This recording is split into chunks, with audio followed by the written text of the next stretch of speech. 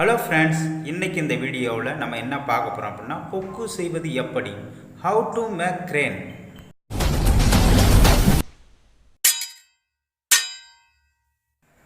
இந்த கொக்கு செய்கிறதுக்கான மெட்டீரியல் என்ன அப்படின்னு பார்த்தோம்னா, கட்டுக்கம்பி ஒரு மீட்டர் அளவுக்கு, ஒரு கொரடா, ஒரு கத்திரி, ஒரு பிளாக் டேப், இது இருந்தால் போகிறோம். நம்ம கொக்கு ஈஸியாக செஞ்சிடலாம். எப்படி செய்யலாங்கிறத இப்போ ஒன்று ஒன்றா நம்ம பார்க்கலாம். முதல்ல கட்டுக்கம்பியில் ஒரு இன்ச்சு நீளத்துக்கு விட்டுட்டு அது கீழே நம்ம பேப்பர் சுற்றுறோம்.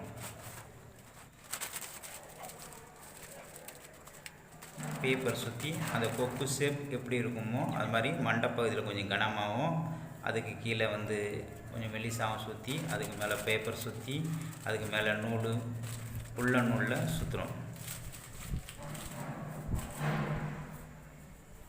பார்த்தீங்களா, ஓரளவுக்கு கொக்கோட ஷேப்பு வந்துடுச்சு.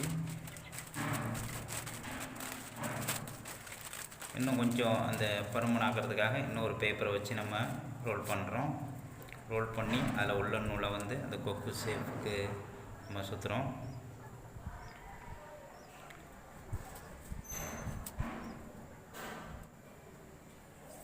பாருங்கள், ஓரளவு கொக்கு ஷேப் வந்துடுச்சிங்களா. ஆமாம், இதுக்கப்புறம் அந்த கம்பியை கால் மாதிரி வடித்து, அந்த கால்லேருந்து ஒரு எல்போ மாதிரி வடித்து அந்த உடல் பகுதி செஞ்சோம். அது உள்ள பேப்பரை வச்சு பேக் பண்ணுறோம். பேக் பண்ணிட்டு அந்த இது கீழே விழுவாமல் இருக்குது. இப்போ அடுத்து மேலே இன்னொரு கீழே இருந்து ஒரு பேப்பரை வச்சு அதை அப்படியே ரவுண்ட் பண்ணி சுற்ற போகிறோம்.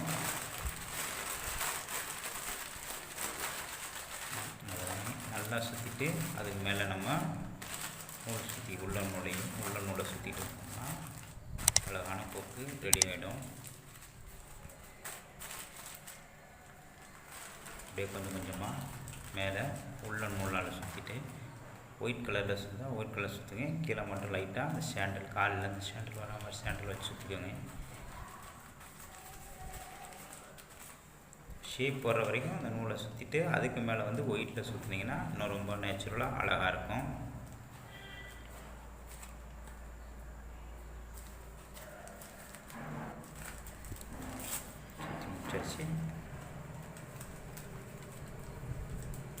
சுற்றி முடிச்சுட்டு அதுக்கு மூக்கு அழகு செஞ்சு பிளாக் கலர் பேப்பரில் அழகு செஞ்சு சொருவிடணும்.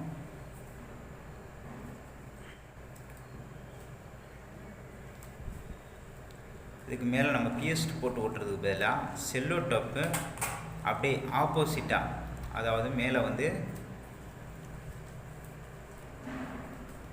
ஒட்டும் தன்மையுடைய பக்கம் மேலே வர்ற மாதிரி வச்சு அது அழகாக சேஃபாக ஓட்டணும். அந்த சேஃப்க்கு ஏற்ற மாதிரி நல்லா எடுத்து ஓட்டிட்டோம்னா நம்ம அது மேலே பேஸ்ட்டு தர வேண்டிய வேலை இருக்காது. அது மேலேயே அப்படி நம்ம உள்ள நூலில் சுற்றினோம்னா அப்படியே அந்த பேஸ்ட்டு மாதிரி இருக்கிறதுனால உடனே அதில் பிடிச்சிக்கும், கலண்டு வராமல் இருக்கும். அதுக்காகத்தான் நம்ம டேப்பை ஆப்போசிட்டாக, அதாவது ஒட்டும் தன்மை வெளியே தெரிகிற மாதிரி ஓட்டியிருக்கோம். இப்போ அதுக்கு மேலே நம்ம தேவையான கலர், அதாவது வெள்ளை கலரும் சாண்டலும் சேர்ந்த மாதிரி நம்ம ஃபுல்லாக சுற்ற போகிறோம்.